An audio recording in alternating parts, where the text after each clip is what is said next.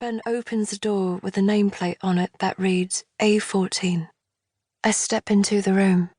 It's quite small, but enough. On one side is a sink and a counter with a microwave on top and a small fridge underneath. The rent on this studio is cheaper than the ones with windows. It's £255 per month, with Cora subsidising the rest as part of the Young Artist Scheme. Ben's looking at one of the pieces of paper he's holding. Bills are on top, but they're cheap. Payment is due on the 28th of each month. I can leave this with you if you decide to take the room. He holds the piece of paper up to show me. There's a map too, fire exits, all that. Do the lights dim? I ask. And Ben nods. I go to the switch and try it. The lights go down until they're almost off. I leave them at their lowest and, for a moment, the room looks like it is just made of shadows. Then my eyes adjust and I can see everything. Ben squints in my direction, frowning slightly. I like it, I say. Okay, great. You take it? Yep. Let's sit down with the contract then. So, shall we... I realise that he's expecting me to turn the lights up again. Okay, I say, but I don't go to the switch.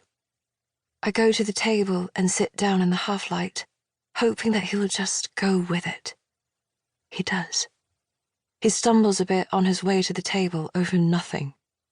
People, I think to myself, have appalling night vision.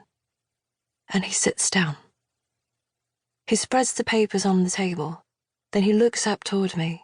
In this light, his features look very soft, whereas outside he had looked slightly more angular. I take in his cheeks, which are round and tinged pink. He must be quite young. He's fairly good-looking. I smile at him.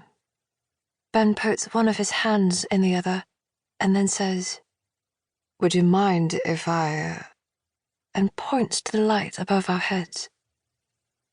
He begins to stand up from his seat. Actually, would you mind if we just left it? I ask. I'm getting a headache, I add. Oh, yeah, sure. I've got some ibuprofen if you want. Ben sits down again and reaches toward his bag next to him on the floor. It's a nice, svelte-looking cycling bag. I shake my head. It's okay. I'm good. I'm probably just hungry. And as I say the word hungry, my stomach rumbles. I shuffle on my seat to disguise the noise, but it's pretty loud and the empty room is particularly resonant. I feel embarrassed. Ben pretends he hasn't heard it, which makes it even worse. So... I can't actually see the forms, he says. He laughs and looks up. But I've marked crosses where you need to sign. He brings his head low over the table and squints. He says, here's one. He slides a piece of paper and a pen across the table toward me, his thumb held firmly part-way down the page where I need to sign. I can see the cross. I can see it quite clearly, in black Sharpie at one end of a dotted line, but I don't tell him. Instead, I pick up the pen, then feel where his hand is on the paper and use it as a guide. I feel his thumb with my fingertips. It's very warm. I don't know where this sudden decision to flirt has come from. I suppose in this room, in the very dim light, I feel quite powerful. Men, I think, feel insecure in silence and much more confident when there's the sound of traffic and other people around. And this room is completely silent. I sign my name on the line.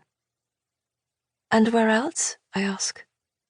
He slides over another page, with his thumb there to guide me again.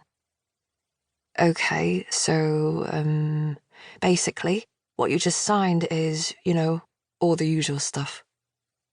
Yeah, I say. Can't sleep in here, have parties, no openings, no gatherings over...